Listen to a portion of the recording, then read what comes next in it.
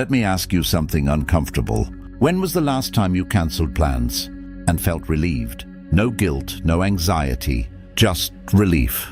If you nodded your head just now, there's a good chance you're smarter than you think, because here's something that nobody talks about. The more intelligent a person is, the less they tend to need social validation, the less they crave weekend parties, small talk, and constant group hangouts. And no, this isn't an excuse for being antisocial. This is science. This is psychology. And by the end of this video, you're going to see yourself, or someone you know, in a completely different light.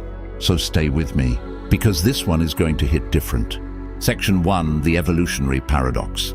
Humans are social creatures. We evolved in tribes. We needed each other to survive, to hunt, to protect, to reproduce. So naturally, our brains are wired to seek social connection. It feels good. It releases dopamine. It's literally in our DNA. But here's where it gets fascinating. Researchers Satoshi Kanazawa and Norman Lai conducted a landmark study called the Savannah Theory of Happiness.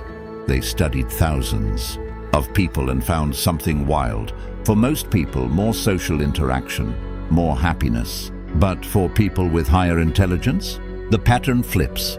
The more frequently highly intelligent individuals socialized, the less satisfied they reported feeling with their lives. Read that again. Smarter people were actually less happy when they spent more time with others. Why? Because their brain is operating on a different frequency. They're not running from people, they're running towards something else. Section 2. The inner world is richer. Think about the most intelligent people in history. Einstein, Newton, Tesla, Kafka, Nikola. Tesla once said he needed solitude the way most people need food. And that's not a flex, that's a function. When you have a highly active mind, your inner world is loud. Constantly, ideas are connecting. Problems are being solved. Patterns are being recognized.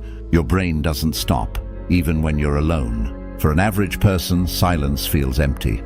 They need external stimulation, conversations, noise, people, to fill that gap.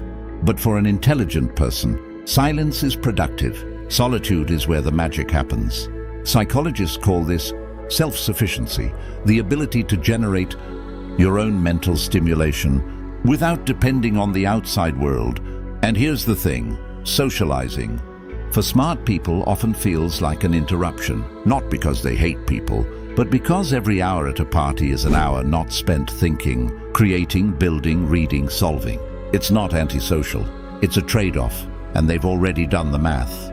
Section 3, quality over quantity. Now let's be real, smart people aren't completely alone.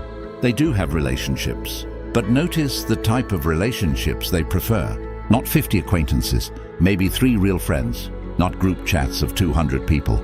Maybe one person they can talk to for 4 hours straight about ideas, philosophy, life, and the universe. Psychologist Robin Dunbar, famous for Dunbar's number, found that most people can maintain about 150 stable social relationships.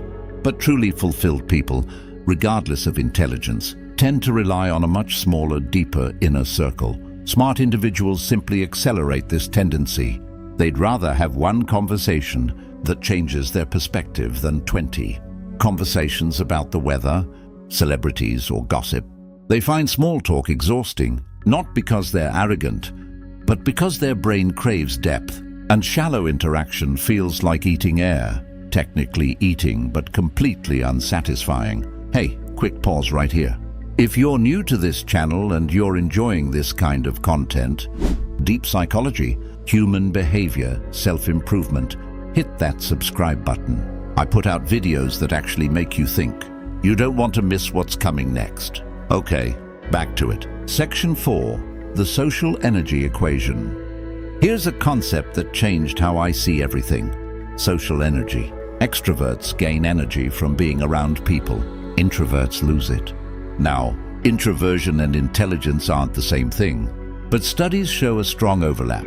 Research published in the British Journal of Psychology found that introverts tend to score higher on cognitive tests and academic performance. For intelligent introverts, every social interaction costs energy.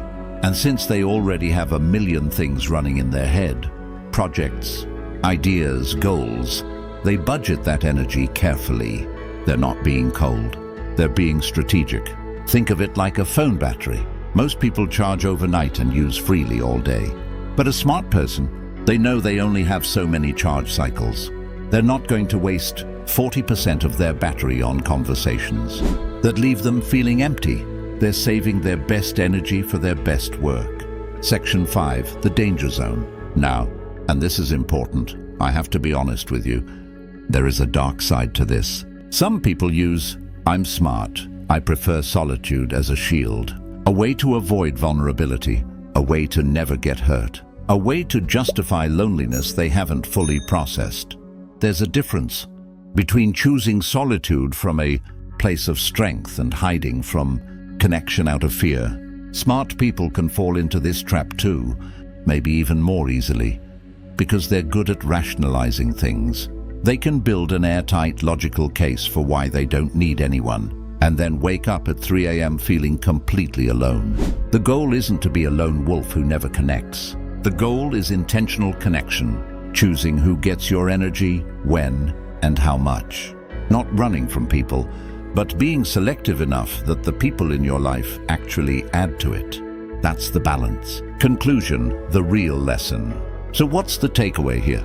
If you're someone who prefers staying in over going out, who gets drained by parties but energized by a good book or a deep conversation, who has a small circle and likes it that way, you're not broken.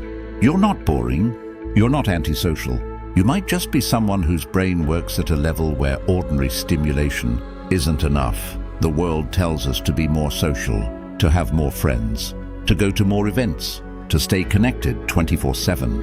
But maybe the real flex is knowing when to unplug, knowing when silence is more productive than noise, knowing that not every seat at the table is worth sitting in. Smart people don't avoid social life because they think they're better than everyone.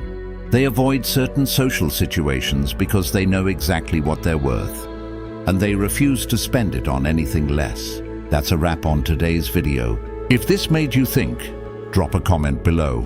Tell me, are you someone who prefers solitude, or do you feel the opposite? Like the video if you got value, subscribe if you haven't already, and I'll see you in the next one. Peace.